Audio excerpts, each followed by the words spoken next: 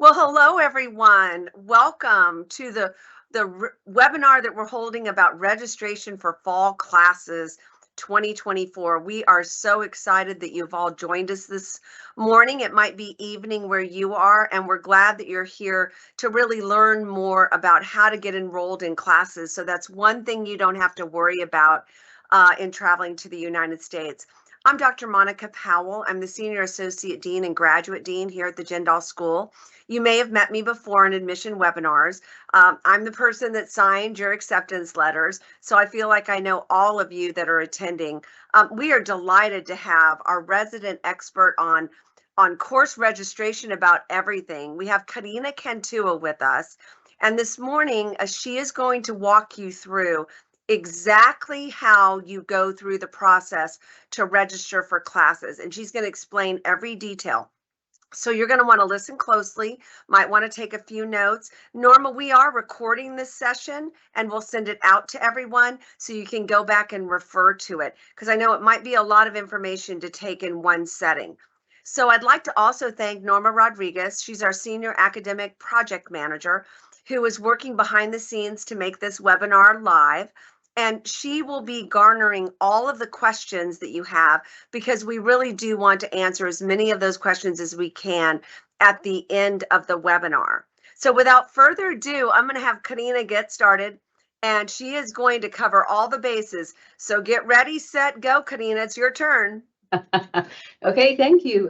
Good morning as well. Welcome. Along with Dr. Powell, I want to say thank you for joining us. So we are going to provide, as Dr. Powell said, information to get you started with your first semester registration. I do want to say you can definitely take notes as recommended by Dr. Powell, but also know that we have this information on the website. So if it feels a little overwhelming, there's a lot of new things. What we want to do is we want to highlight what's important to get you started with registration, but it doesn't mean that you have to memorize everything that we have for you today. There are additional resources available on our website so that you can then dive in deeper and find smaller videos to watch or more to do how-tos on our website. So don't worry too much about remembering every little piece of what we talk about, but just make sure that everything I talk about today is going to be important, not just in your first semester at UTD, but it's going to be important from this point forward. Now, one of the pluses is that as soon as you learn how to do this, it's going to be the same every semester of registration. So it's not going to be a new thing every semester. So the time that you invest in getting to know this information up front is really going to save you time and grief and anxiety, hopefully, moving forward. All right, so that's the objective this morning. And if we go to the next slide, Norma, we're going to start with one of the most important items, which is an academic calendar. So what the academic calendar is every semester it is published, and it has 2 pages. Sometimes if it's early in the semester, it may not have that page 2, but you will always find page 1, and then closer to the start of the semester, you'll be able to see page 2. So let me start with page 1. So page 1, as Norma's pulling up, basically has important dates for the semester. This includes the first day of class, the last day of registration. It also has within the web registration section, as we're looking at fall, for example, for fall, the schedule went live March 25th. And you'll see that where it says schedule planner becomes available March 25th. So for fall, it became available yesterday. And I think you had summer on there, Norma. And if you pull up summer, the schedule planner for summer became available March 18th, right? So what that means is that as of today, if you're starting in summer, you can start to see what classes are available in the summer. If you start in fall, you can see what classes are available in the fall, and you can start planning. I will say that nobody's actually registering, and I'll explain what that means a little bit further down the webinar. But at this time, nobody's registering. The schedules are available for you to start planning. So right now, that's all that our students are doing is planning. And that's why we want to have this webinar, is to encourage you to start doing that. Start seeing what classes are available, deciding when you want to take classes. Do you want to come in the morning? Are you okay? Do you want to do something in the evening? Do you want to just do Tuesdays, which I don't recommend? Don't overload yourself just on one day. You know, you start kind of figuring out when you want to take the classes. That's what's happening now. So you don't have to rush. You're not falling behind anybody because nobody has started registering. but just start planning your classes. It's important to do that. Now, page 2, so if you, on our deck, we only have page 1, but you should also look at page 2. Thanks, Norma, because page 2 has payment deadlines and it has tuition refund information. So, it's important for you to be aware, when do you have to make that payment? And then if for whatever reason you were enrolled in, let's say 4 classes and you need to drop 1 and you only want to remain in 3 classes, by when do you have to drop that class in order to get a refund? So it's important that you know that deadline. If you drop after that deadline, you may not get any refund. Okay, so be familiar with page 2 as well. All right, and as I mentioned, this is going to be available every semester. The setup and how it looks is the same every semester, so you don't have to relearn it. You just have to look for those important dates every semester. Keep it closed, bookmark this, print a copy if you want, put it wherever it is that you're going to follow up and look at it every semester. All right, okay, so now if we jump forward 1 slide, now this is information of what do you need to know to get started with registration. I already know the deadlines. I looked at the academic calendar, what else? So one of the main things that is vital, especially as a new student, is where do I find what requirements I have to meet in order to get my degree, right? The source, the root of everything is the catalog. So if you go to catalog.utdallas.edu, go under graduate, look at the topmost, which is the latest catalog, pull that. Then on the right-hand side, you'll find your program. So you select your program, and within that, it's going to spell it out for you. It's going to tell you, these are all the classes, these are all your options of what you need to take in order to earn your degree. And one of the things that's going to be included in that is MAS 6102, which is a required program prerequisite for all of our master's students. So as you're planning your first semester, deciding what classes you want to take, you need to make sure that you include that MAS 6102 as part of that course that you take in your first semester. Now, another thing that once you're in the catalog in your program requirements, you're going to notice that there's going to be a GPA requirement. So at the graduate level for both your core, and you'll see it labeled, it'll say this is your core, and it'll tell you what classes they are. And then for all of your classes, or your overall, your GPA will need to be at least a 3.0. All right, now it does not mean that you have to have grades of B in everything that you take, but it does mean that if you happen to get a C in a class, you have to make sure that another class or a few other classes have high enough grades to balance out this C, right? So that when we balance it out, it is still a 3.0. There are consequences if your GPA does fall below a 3.0. It can mean, it definitely means you can go on probation, and ultimately it could mean dismissal, right? But we know we're going to be positive. This is the start of your journey. You're going to do well. That's not going to be where you're at, but just know that there are consequences. So make sure you keep an eye on that GPA and you keep that average at least a 3.0. Another thing I want to mention, so in your first semester, our advising office is going to provide you with what we call a degree plan. And basically all that is just a tool that's going to help you track your classes. We get the information from the catalog. We just arrange it in a way that allows you to then start saying, okay, I took this class this semester, I got this grade, then I took this class and I got this grade, right? And it's so you can start knowing what you've already done and what is still missing to make progress to the finish. Okay, so it's just a tool to help you keep track. And then another reminder that is important here is that please make sure that you start reading your emails. We're going to host webinars just like this one. And at the end of this webinar, we're going to have information on additional webinars that help you get started. And that's going to be the same thing moving forward. We want to provide you with information, with reminders, with recommendations, with events, with anything that we can to help you get the information that you need. But it is important that you start tracking your emails because that's going to be one of the main places that we send information to so that you can then take advantage of the information that's provided. All right. All right. So now if we go to the next slide, what we're going to do is, so let's say you already have an idea of what classes you're going to take. You already know what the deadlines. Now you want to jump in there to start registering. Where do you go to register? All right.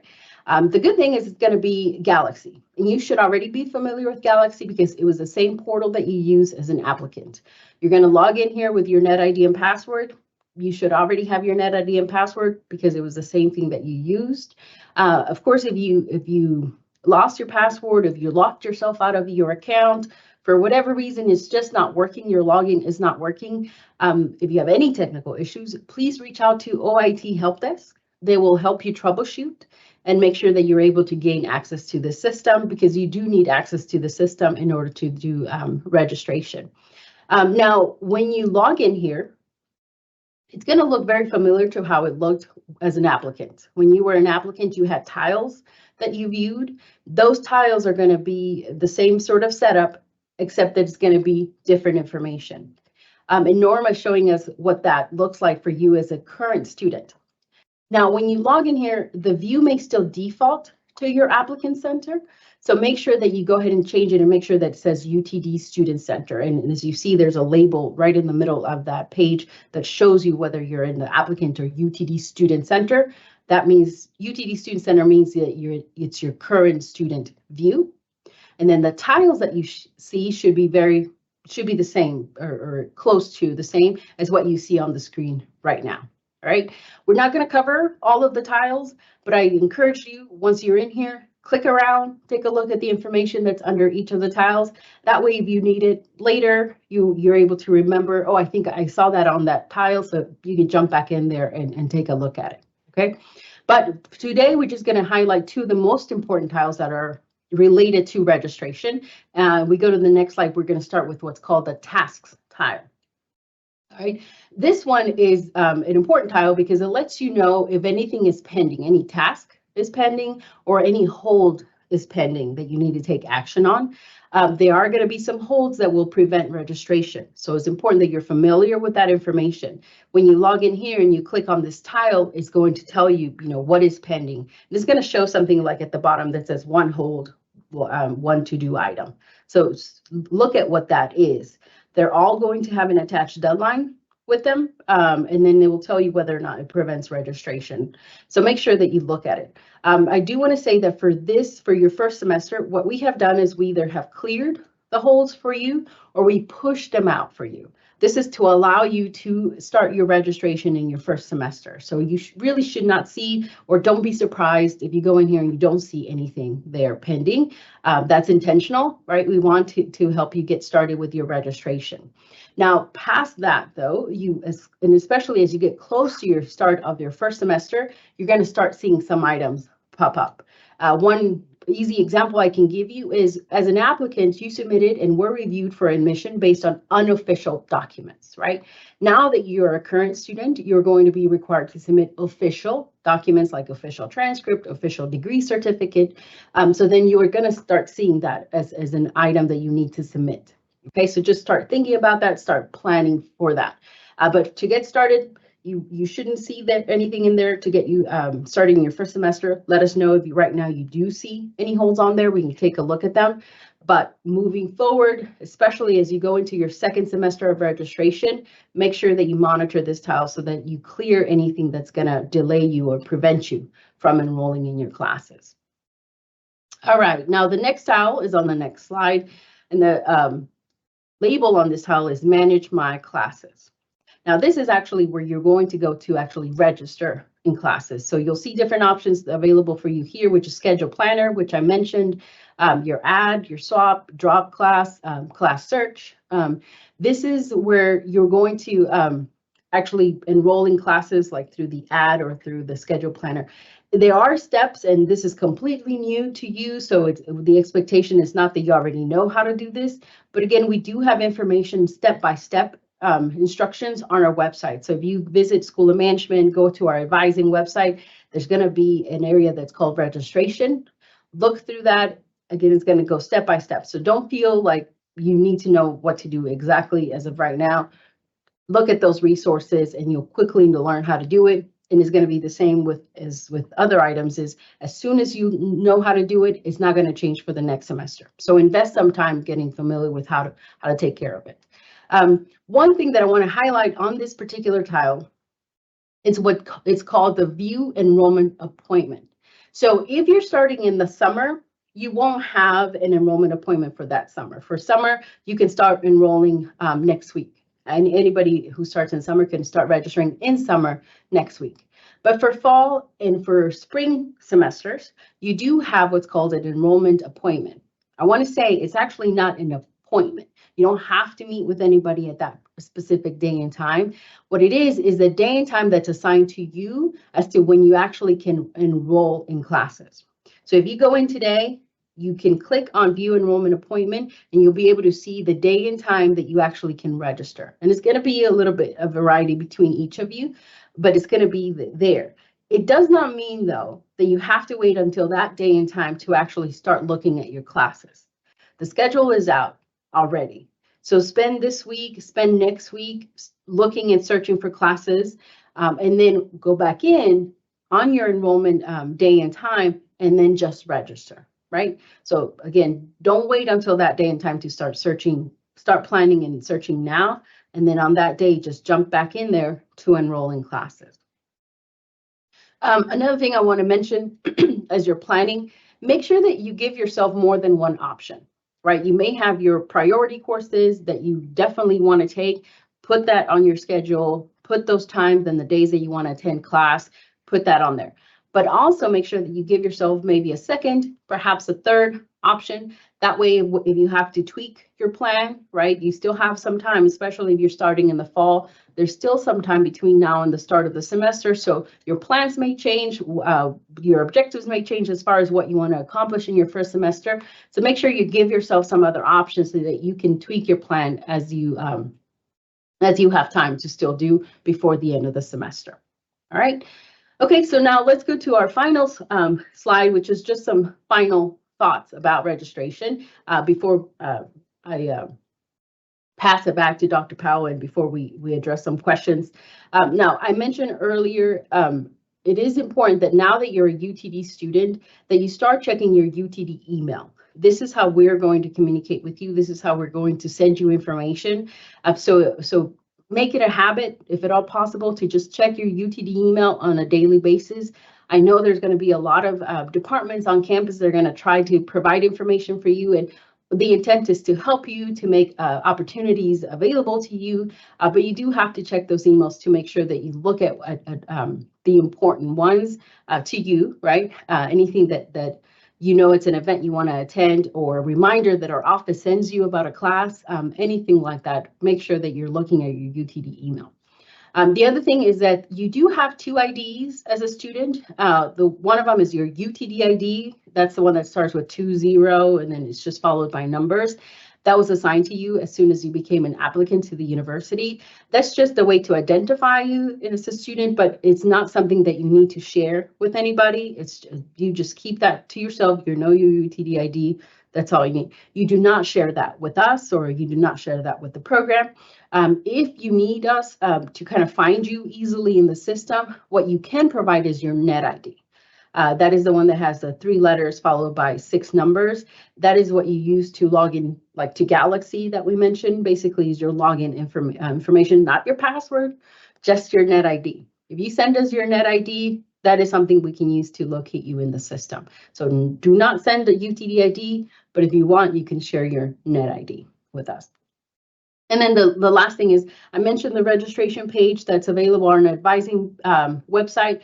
Please visit that page. You'll see videos if you want to kind of look at the information via videos. You'll see how-tos if that's an easier way to kind of find that information. Just look at that and you'll see that it's outlined step by step. That way you get a little bit better about learning how to do it. And again, once you invest the time to do it here up front in your first semester, it's going to be the same from this point forward. So it is worth kind of taking a look. Thank you, Norma, for pulling that up to kind of take a look at this. It's going to explain what I explained this morning in more detail. All right. And that's all I got. We'll pass it back to Dr. Powell. Well, terrific. Thank you so much, Corina. So you're seeing something that's really useful on your screen. I mean, we realize that what Corina has gone over seems a bit overwhelming. It's like, oh, I haven't seen all this. I don't know where it is. And how am I going to remember how to do this? Well, don't worry, because we're going to send you a video link to a recording of this session so you can listen to it as many times as you need to.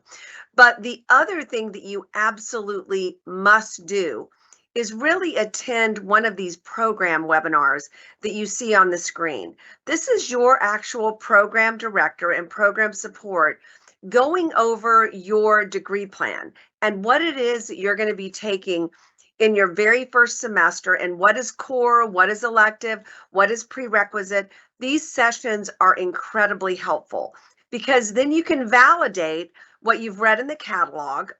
Corina talked about the catalog as being kind of our contract with every student about the degree program you're going into. It tells you everything about the degree requirements and how many classes in core and what your concentration or track options are, what are your elective options.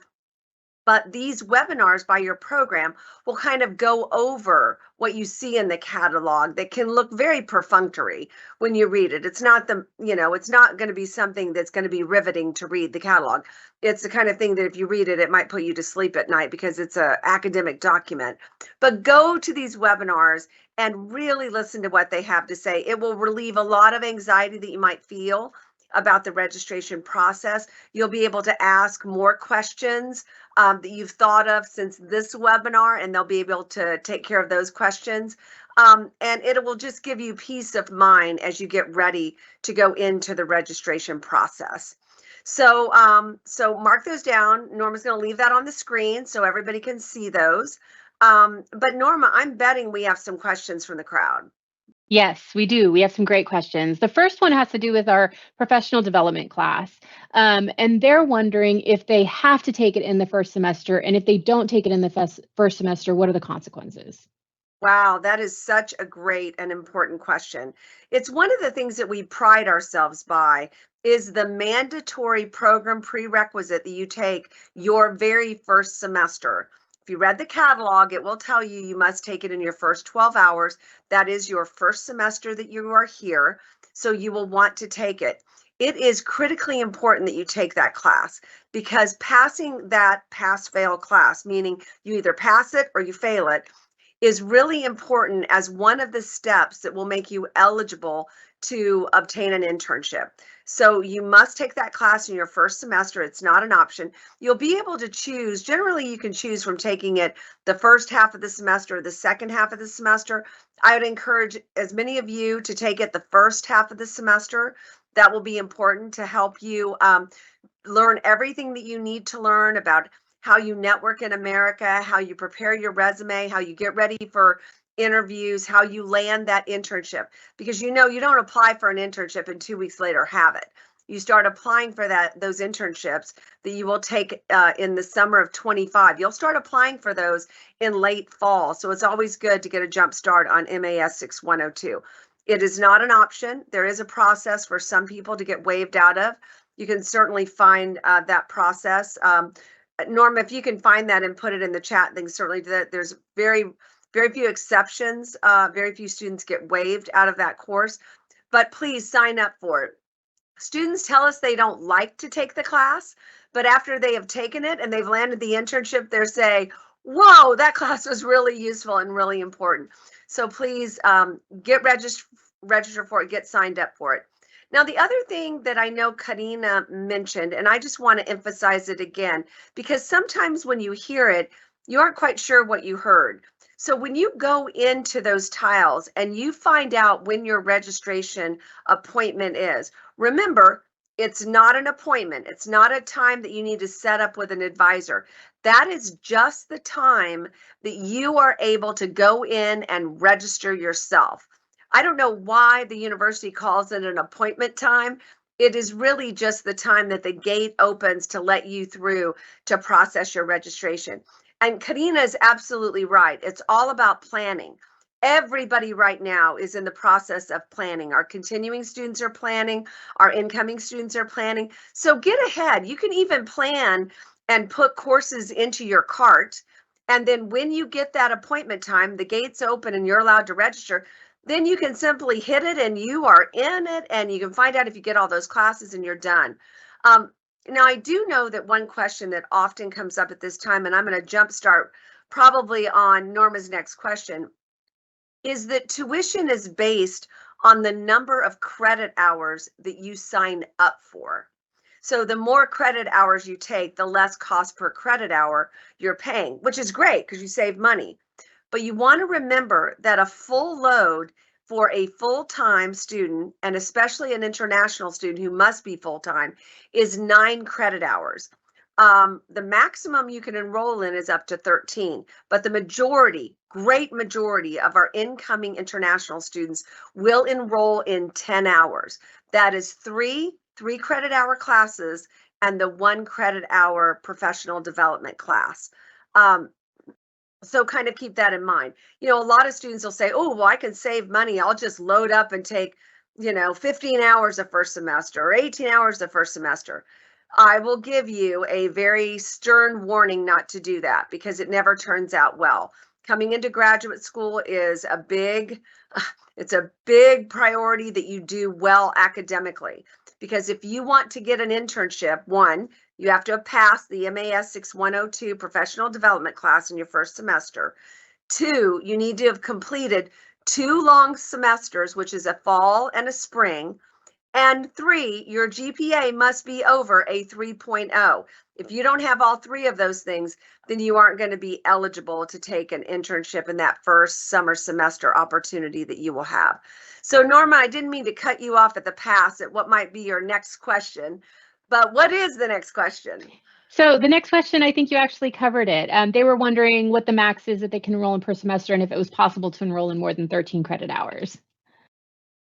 Our next question has to do with transcripts. This person is wondering, can we ask our undergraduate university /college to send the official transcripts electronically? So Corina, can you tackle that one? We normally Yes. have people bring them with them when they come to the States, but can you answer that question? Yes, yeah, if the institution is able to provide electronic transcripts, the university UTD does accept electronic submissions. So make sure that you are able to coordinate that.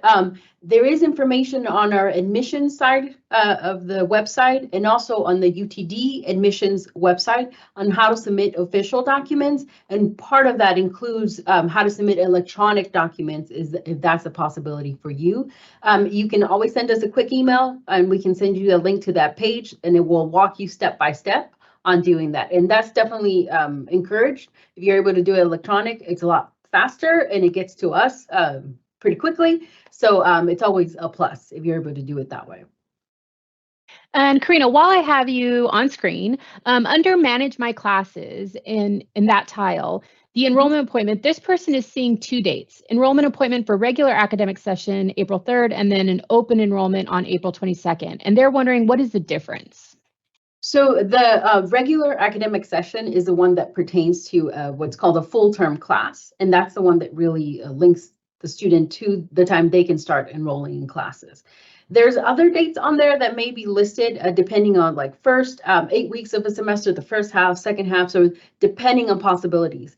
The open enrollment date, all that means is that is the date that by then everybody's enrolling in classes. That is particularly more important for a non-degree seeking student. A non-degree seeking student gets to enroll but later in the registration cycle, so that's going to affect them. As a degree seeking student, you can go by your regular academic. So the earlier date that was listed on there is your enrollment date.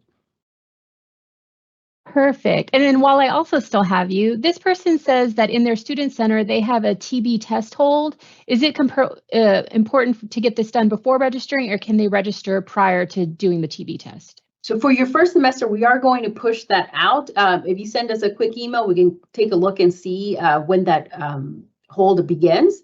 And if it is affecting your enrollment for your first semester, we can work on pushing it out. So let us know. Beyond this first semester registration, whenever you see a hold like that, you need to make sure that you follow through. That is going to be something that you will do as soon as you arrive on campus, either in the summer, if you start in summer, or in the fall. So Norma, let me jump in here for just a second on this TB situation. Sometimes our international students will ask us if they can get a TB test done in their home country and bring the result. You cannot do that. You will need to get your TB test done after you arrive. And as Corina said, we'll push that TB hold out so that you'll be able to register.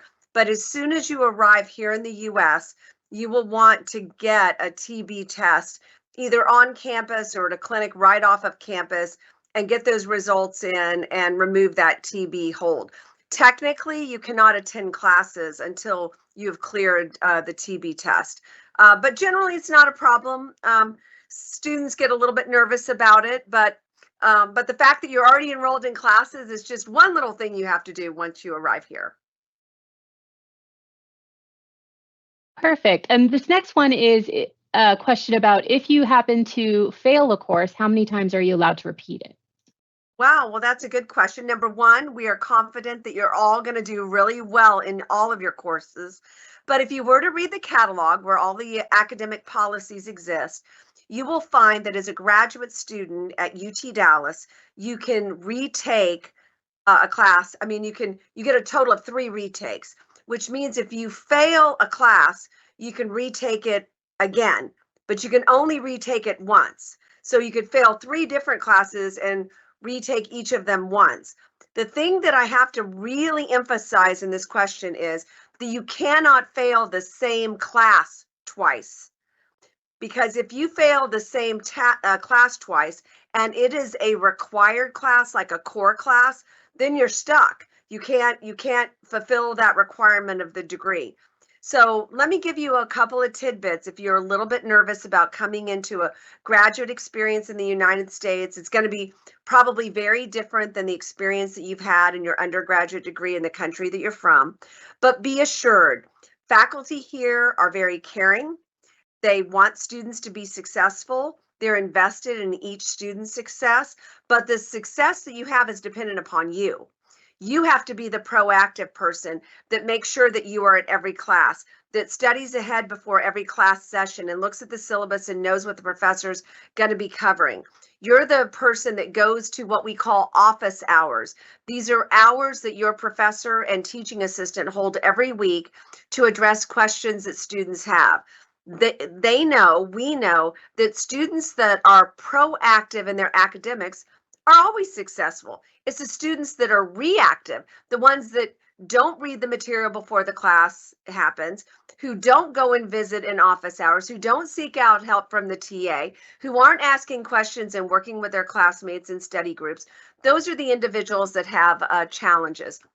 So there are lots and lots of resources here to help students. If you're coming into the analytics program or the ITM program, we conduct a lot of boot camps that happen, right before the semester starts to give you an edge up on certain kinds of coding situations. We have wonderful program ambassadors who are always around to help students who are going to seek out assistance if they have difficulty in a class. And I think one of the greatest wonderful things is the students that are ahead of you, your seniors. They're going to be there to help the students that come behind them, and they're very gracious. It's really a part of our culture. So one, don't plan to fail a class.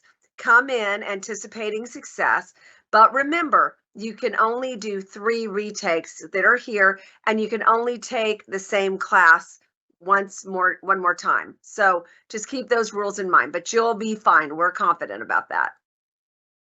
The next question has to do with the OPRE 6303 is the number, I believe it is. This person was told to take a mandatory course for the students without the calculus background, and they're wondering if that course will be part of the credit hours that are required to be completed for their degree. So the answer to that question is you're fulfilling something that the program requires. So it will count in the GPA, Corina, it counts in the GPA, correct? It Correct. does not count. Yeah, so if you take it and you make a C, that C is going to count in your GPA, but the credit hours are not going to count in the degree.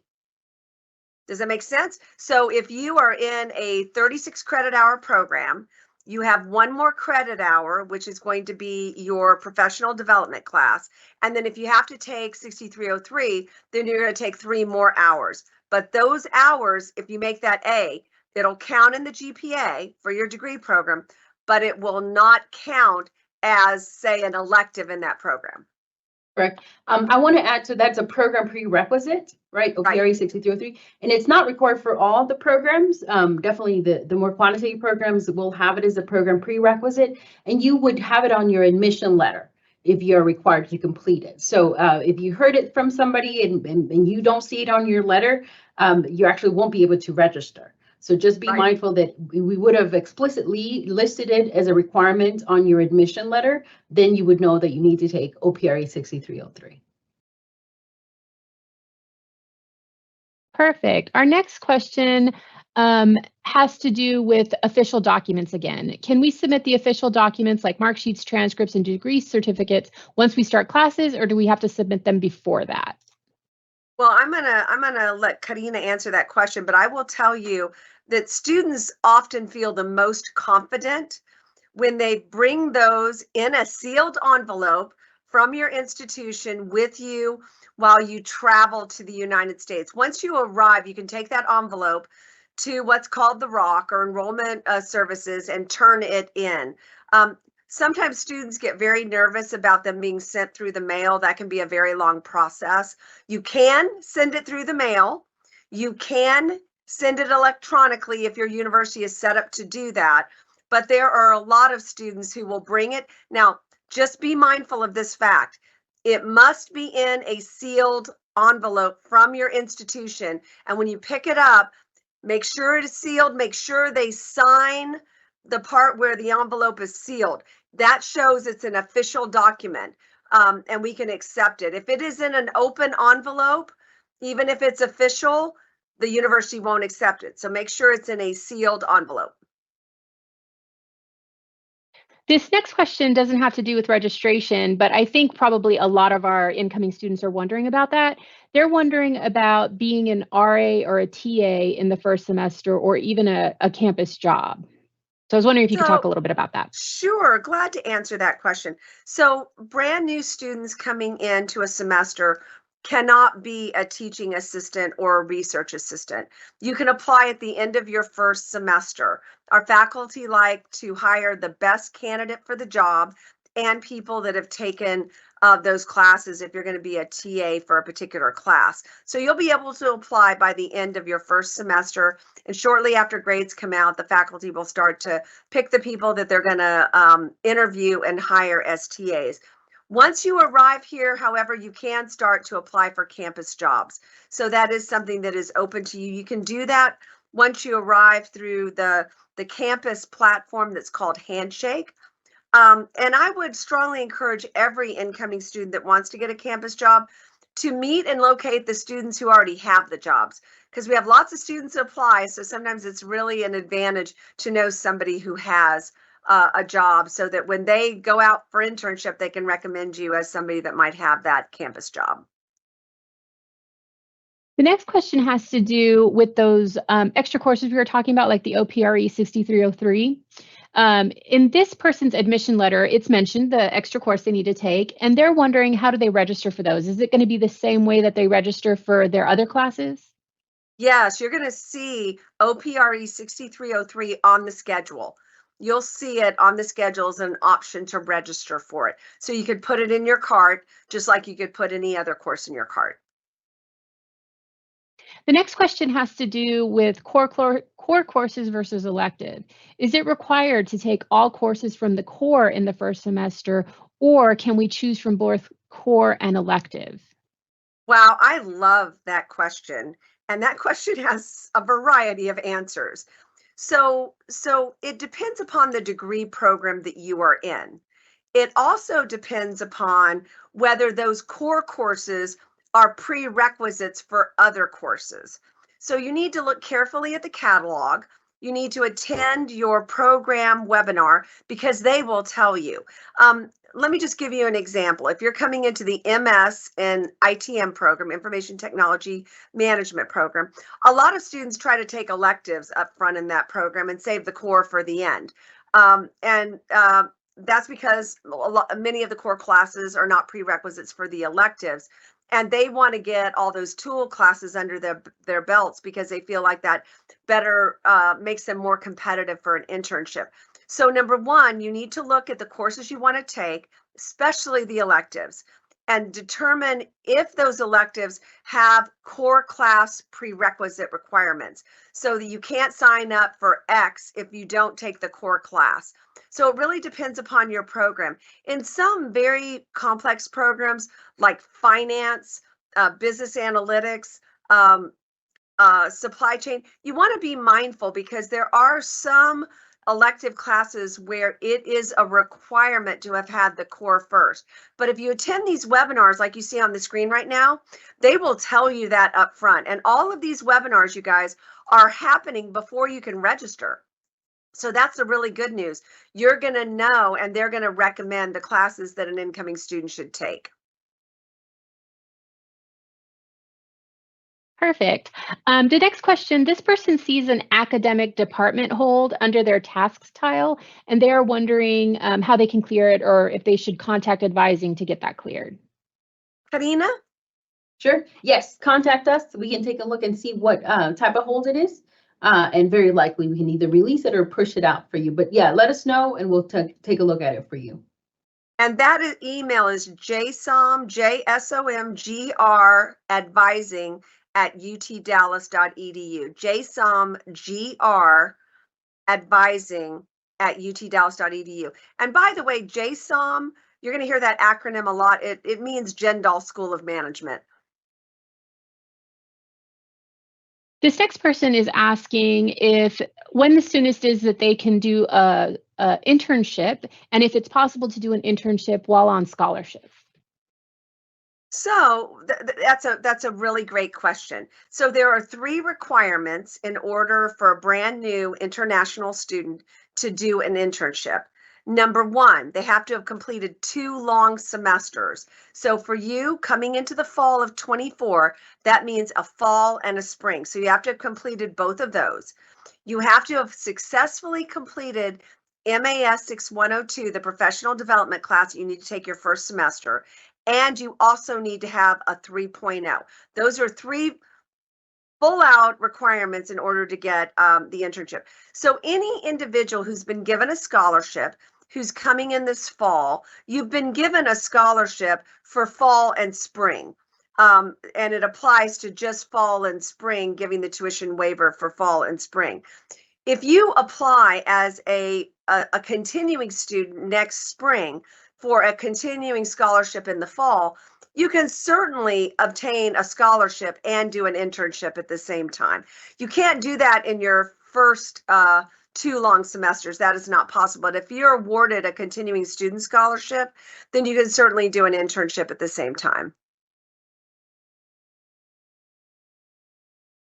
This next question has to do with part-time jobs. So they're wondering what the best way is to go around getting part-time jobs or on-campus jobs on campus. So I think there's 2 things that I would say to that. Number 1, you need to know the jobs that are posted on Handshake, which is the employment platform that you will get access to once you become a student and you're here. You can't really apply until after you get here because they aren't going to interview you or talk to a student via electronically. They tend to do a lot of those conversations face to face. Not that some departments don't do them virtually.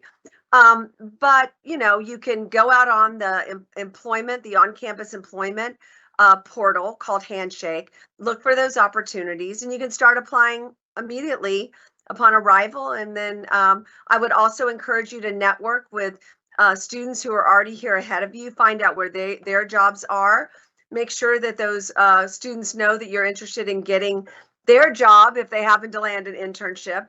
And you got to network. You got to put your name out there, talk to people, let them know that you're open for a campus job should one become available. The next question has to do with changing around their classes. So let's just say that somebody registers, within the next few weeks, whenever it's their enrollment time. Can they continue to make changes to their schedule? And by when, if for some reason something doesn't work out with their visa, would they need to drop those classes and defer? Corina, do you want to tackle that one? Because deferring is very specific. Sure. Yeah. So yes, you can move your classes around. Registration starts, and then there is a last day of registration, and that's on the academic calendar for summer, for fall. It will be for your spring. It tells you this is the last day that you can make changes to your schedule. There's even a late registration, but that does incur some late fees. So if you can do it by the regular end of registration, that would be best. Now the part about, let's say something happens and I planned and I enrolled for fall 24, but then I'm not going to be able to make it for fall 24 and I want to defer to spring 25. If you look on the second page, which is your payment and refund information for fall 24, they're going to list a day of when you need to drop all of your classes in order to get 100% refund. So if you go to that second page, it'll say dropping a course, right? And explains this is what you can do. If you drop a course, you need to at least keep. But if you are going to completely drop, so complete withdrawal section, if you drop or withdraw from all of your courses in the semester, this is the refunds you can get. Usually it is 100% refund. So full term session, it says you will receive 100% refund until the following date. Full term session, Wednesday, September 4th. So right above that complete withdrawal section, you will receive 100% refund. So that means that you have to have all of your classes. I apologize. That is if you keep at least one class. So complete refund. This is the next section. Complete withdrawal. If you drop or withdraw from all your courses, this is when you can get 100%. So it's actually 100% refund would be August 18th. So I apologize for that. But if it is 100% all of classes dropped, then you have until August 18th. And that is usually the day before classes begin. So if you just remember the day before classes begin, you can still drop everything. If once classes have started, you will likely not get 100% refund. The last part of that, so let's say you dropped all your classes and you're going to get your 100% refund. Once you have dropped everything, then you can let us know that you want to defer, and you can defer over to the following semester or up to a year from your original admission. You have until Census Day to defer. If you go back up to the first page, Norma, you'll see Census Day listed on the academic calendar. You have to defer by that deadline in order for you to be able to just move over to another semester without having to submit a new application. Yeah, and you know, that term Census Day is a funny term. People don't know what that means, but the Census Day is the date that a public university has to report enrollment to the state of Texas. So that's why you have until that date to defer. If you wait till after that, then you have to reapply. Perfect. Our next question has to do with, can I register for classes and after some time and change after some time? I'm sorry. This person is wondering, like, let's just say they wait to register because they're not quite sure with their visa. Is it recommended that they wait to register if they're not quite sure how that's going to work out, or should they register now just in case classes will get full? It doesn't, I mean, either which way you go, I think you're going to be just fine. But if I were sitting in your shoes, knowing that I could cancel my registration and defer my enrollment, I would go ahead and enroll and get the classes that you want in the time slots that you want. Because as we get, I mean, when you get close into the fall, you know, into the weeks before fall starts, classes do fill up, and then maybe you don't get the time slots or the dates that you want. So there's nothing lost in terms of going ahead and registering and then canceling later if you need to because you have a visa constraint.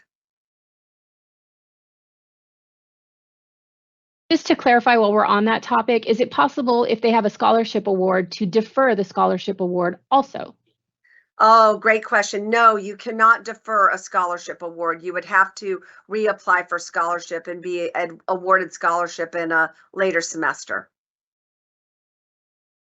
Next question has to do with the start date of classes, which I'll pull up here, which start on August 19th for fall. This person is wondering if they happen to have visa-related issues, is it possible to move the program start date, or how that would work if they arrive late? Oh, great and fair question. The university will approve and provide a late arrival date that is 7 days from the date of the fall semester beginning. If you're going to arrive after that, then they want you to defer to another semester. And really, nobody should be arriving less than 7 days after the semester starts. You find yourself in a hole and behind in classes and in content, and you don't want to put yourself at a disadvantage. So the next question has to do with where they can find the times of classes. And so I was wondering if you could maybe briefly talk about Coursebook and how they can use it to kind of plan their schedule. Yes, I'm assuming that's me. I'll bring Corina onto the screen. Yeah, so you can either do it via Schedule Planner, which is a tile within your Galaxy, and you can find classes there. But you can also use Coursebook, which is what Norma pulled up, and this just helps you find classes. So if we, let's pull up OPRE. So class prefix is OPRE, class number 6301. And then if fall is already as default and you search for classes, okay, let's see, we do a good job with this. I'm glad you're not a robot, Norma. Perfect. Then once you click search, it's going to show you what classes are available. If you scroll down just a little bit, perfect. So you have 4 classes available. The section number you'll be able to see is the last part of the course number 001, 002, 3, 5, W1. And in each of these, if you wanted to look at class detail, you can select that. It then expands, it gives you a description of the class, but it tells you who's teaching it. It tells you when it meets, the time, even the room number, right? So as you look at your classes, you're going to decide when you want to attend class. Do you want to have class that Wednesday morning, 10 a.m., or do you want to have something in the afternoon, which could be Monday or Tuesday, or are you up for having maybe an evening class, Wednesday, 7 to 9:45, right? This is kind of how you start pulling up the classes and deciding when it is that you want to be in class. Of course, it's going to affect what the other class that you pull up. So if you also have to take another class that's on a Wednesday at 10 a.m., you may do that class instead of this particular course. All right, so yeah, you can definitely use this to pull up the classes and start figuring out when they're offered and then deciding when you want to actually take that class. And just to offer a little tad bit of advice, you can also use Coursebook exactly where Norma was just then, and you could pull up that OPRE 6301 class, pull it up from a previous fall, and then you can see the syllabus for that class. Now, there's no guarantee that the syllabus will be the same or it's being taught by the same instructor, but you can get a sense about what the content of that class is. And you can understand the assignments in that class. You can have an idea of those topics. So, Norma, you have to be in a previous semester. You couldn't do it for, go back to like fall of 20. Yeah, there you go. There you go. Then you'll be able to see. It doesn't think I'm human. I apologize. Cybersecurity protection here. Good job, Norma. Thank you. So now you're going to see on the side, you see the syllabus link that's a second down? You could pull up the syllabus and actually look at the syllabus. Look at the topics, look at the objectives, the tests, the grading scale to have a better idea of what that class is about before you sign up for it. It's a great tool. Our next question has to do with when people are looking at the schedule and they see that some of the classes say staff, and they're wondering when they'll find out who the professors are for those classes because they want specific professors. So I was wondering if you could talk about that a little bit. I know our students have a lot of questions about that. Yeah, and I think it's a fair question because we all know that you know folks that have taken classes here, and we all know that some students are looking for the professors that are easier versus the professors that are harder. But what you should focus on is that they are all good professors and you want to get the most out of your instruction. So when it says staff, we have not assigned a specific faculty member to it. And it could be right up until the beginning of fall that staff will be replaced with an actual faculty name. We try to replace them as soon as we know, but sometimes faculty change. Even when we get close to the beginning of the semester, we might switch out a faculty member for another one.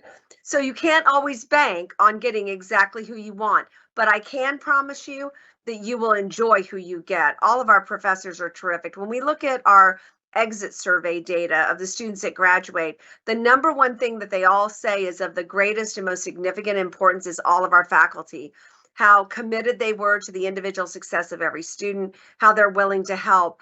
And you'll be surprised. Some of our most challenging professors are our most loved professors because the students walk away with the best knowledge and land the greatest internships.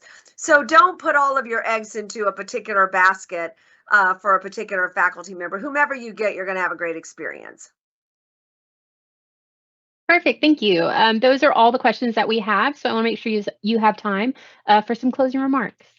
Well, terrific. Well, first of all, thank all of you for taking time out of what I know may be the end of a very long and busy day to join us and to have this conversation. I think it's really important to get ahead of the enrollment process. I can tell you, it wasn't too many years ago that international students didn't register for classes until they arrived here in August.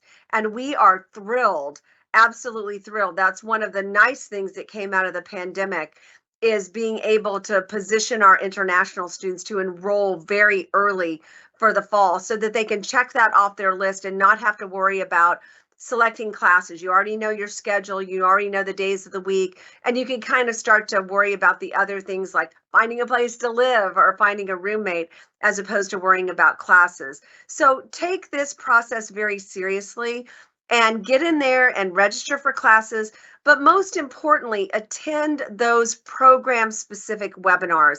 It is essential that you get to know your program director, your program support person, because those people are lifelines to answer all kinds of questions about everything. They can really direct you to the people that can provide answers if they don't have them. So you need to make it a priority to mark your calendar for these particular dates and times. This is Central Time in Texas.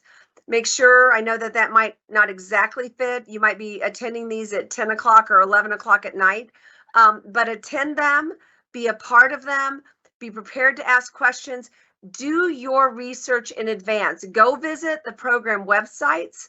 Look at all of the information that we have there.